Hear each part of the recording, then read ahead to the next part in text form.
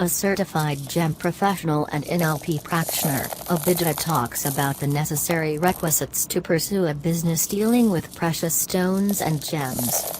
It is a common pursuit to try and make money earned, to work harder and yield handsome returns, be it by way of asset creation, immovable property, land etc., or buying gold or by investing in attractive stock options and mutual funds. There is an old adage that goes, Christians put their trust in words, Jews in precious stones, and pagans in herbs, and there is no doubting who the frontrunner in creating wealth is. Gemstones have been a preferred way of squeezing a large pile of cash into the most compact asset that can be carried in a pocket, a veritable asset whose value has only increased going by the historical data. Historical values of colored gemstones suggest an exponential increase in value. While diamonds have been marketed well and have become a well-known investment proposition, colored gemstones are relatively lesser known but pack in more punch than the sparkly diamonds, their gravity-defying per carat sale values overshooting diamonds by several notches.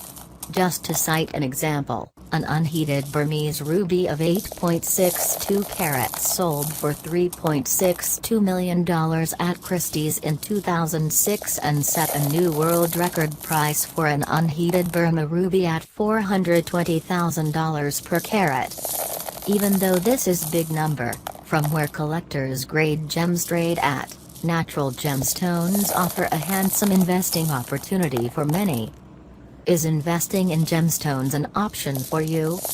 A gemstone that is at least above 2 carats of weight is a contender for the investment category and must command a market value of over $3,000. It has to have the rarity factor soundly addressed in order to be able to guarantee handsome returns over a period of time.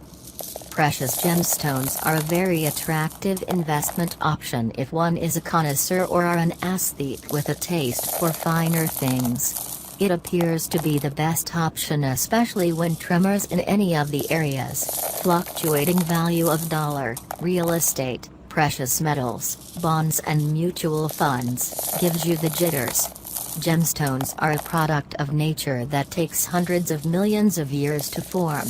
It is not a created on-demand product but a rare, precious, durable and incredibly beautiful one that promises wealth, fortune, ownership and a notional gain as well, usually an outcome of owning jewels, expensive art etc.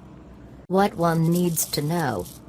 One has to be an extremely aware and astute buyer when it comes to purchasing of gemstones, especially of the really expensive variety. Buying from a trusted vendor is the first step, and it should be backed with running checks on credentials and history. Establishments with brick-and-mortar offices reaffirm faith of the buyer in a big way. A fair knowledge of gemstones itself is a big advantage. Independent lab certifications from reputed gem labs can ensure in a big way that one is getting one's money's worth, natural precious gems. A gemstone chosen for buying should be fairly rare, while emeralds, rubies and sapphires easily fall in this category. Many semi-precious gemstones like amethyst, citrine, garnet etc. are available more widely, command a relatively lesser price and therefore may not be investment worthy. Pitfalls. Wherever there is big money or profits, there are equally big chances of fraudsters lurking around, waiting for a quick fortune.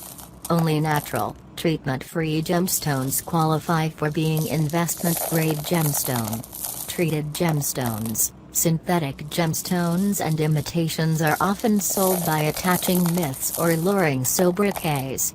For instance, a water sapphire is an iolite. It is not a blue sapphire. Evening emerald is a peridot and not an emerald. Risk is proportional to return, and even though gemstones offer high returns, they are also risky investment unless and until there is guidance from expert gemologists.